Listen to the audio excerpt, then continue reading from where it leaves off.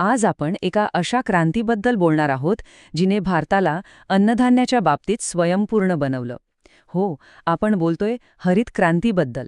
पण त्या क्रांतीच्या यशामागे एक अशी किंमत चुकवावी लागली आहे ज्याबद्दल फारसं बोललं जात नाही. चला, त्या छिपेलेल्या किमतीचा शोध घेऊया. तर मग सुरुवात कुठून करायची? या कथेच्या केंद्रस्थानी असलेल्या आणि या संकटाचं एक चालतं फिरतं प्रतीक बनलेल्या कॅन्सर ट्रेनपासून. एका प्रवाशाचे हे शब्द ऐकलेत की ट्रेनमधली गर्दी कमी नाही तर उलट वाढतच चाललीये.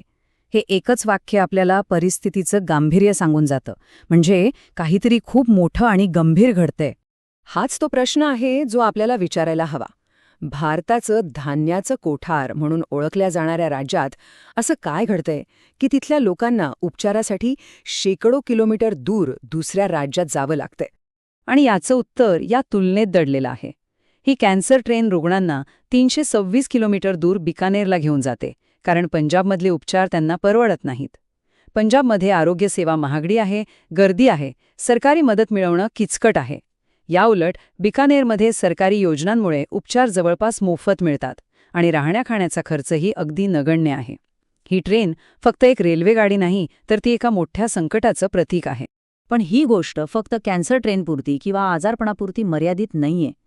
याच्या मागे एक खूप मोठं व्यापक असं कृषी संकट दडलेलं आहे, जे लोकांच्या जीवावर उठले.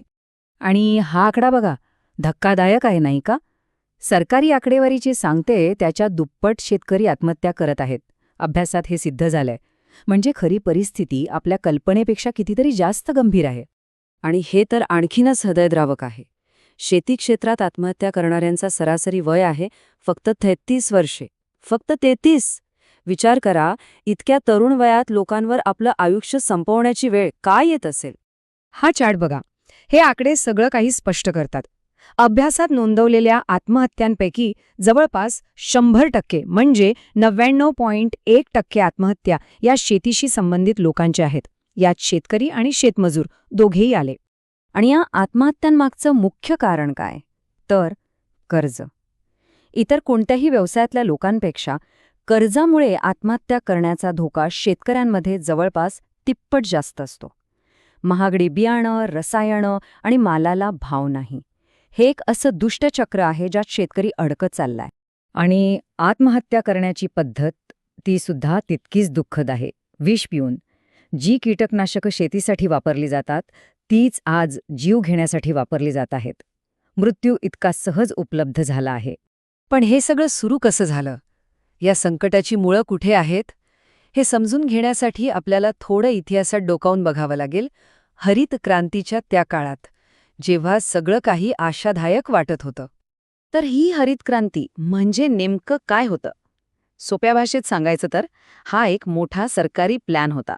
देशात अन्नाचा तुटवडा होता आणि तो दूर करण्यासाठी विज्ञान आणि तंत्रज्ञानाचा वापर करून शेतीत उत्पादन वाढवण्याचं हे एक मोठं मिशन होतं. तेव्हाची परिस्थिती खूपच वेगळी होती. 60च्या दशकात भारतात अन्नाची प्रचंड टंचाई होती. मग दुष्काळ पडला, राजकीय दबाव वाढला आणि या सगळ्या गरजेतून जन्माला आली हरित क्रांती. आणि बघा, फक्त 5 वर्षात पंजाबमध्ये गव्हाचं उत्पादन अक्षरशः दुप्पट झालं. सुरुवातीला तर सगळं छान वाटत होतं. देश अन्नधान्याच्या बाबतीत स्वयंपूर्ण होत होता. पण या यशाची एक दुसरी काळी बाजूही होती जी हळूहळू समोर येऊ लागली. एक असं पीक ज्याची कोणीच अपेक्षा केली नव्हती. हे बघा, हरित क्रांतीमध्ये काय वापरलं गेलं? महागडी बियाणं आणि रसायनं. त्याचा परिणाम काय झाला? शेतकरी कर्जाच्या सापळ्यात अडकले. कीटकनाशकांचा प्रचंड वापर झाला. परिणाम? कॅन्सरसारखे गंभीर आजार. आणि जास्तीत जास्त उत्पादन काढण्याच्या हव्यासापायी जमिनीची आणि पाण्याची अक्षरशः वाट लागली. आणि यातही कापसाची गोष्ट तर खूपच गंभीर आहे. पंजाबच्या माळवा भागात, जिथून ती कॅन्सर ट्रेन सुरू होते, तिथे कापसाचं पीक मोठ्या प्रमाणात घेतलं जातं. आणि याच पिकासाठी सगळ्यात जास्त कीटकनाशकं फवारली जातात. अभ्यास तर थेट सांगतो की कापूस शेती आणि कॅन्सरचा जवळचा संबंध आहे. आणि हा आकडा फक्त एक आकडा नाहीये. ही माणसे आहेत. 34,430 लोक फक्त 5 वर्षांच्या काळात पंजाबमध्ये कॅन्सरने मरण पावले. विचार करा या आकड्याच्या भीषणतेचा. या सगळ्या अंधारात आशेचा एखादा किरण आहे का? काहीतरी बदल घडतोय का? हो, तर बदलाची काही बीजं नक्कीच रुजायला लागली आहेत.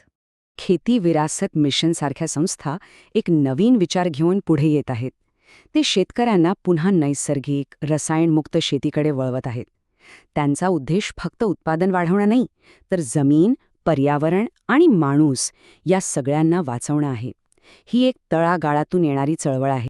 पण हे आव्हान किती मोठं आहे हे एका कॅन्सर वाचलेल्या शेतकऱ्याच्या शब्दांतून कळतं. ते म्हणतात, जमिनीला व्यसन लागलंय.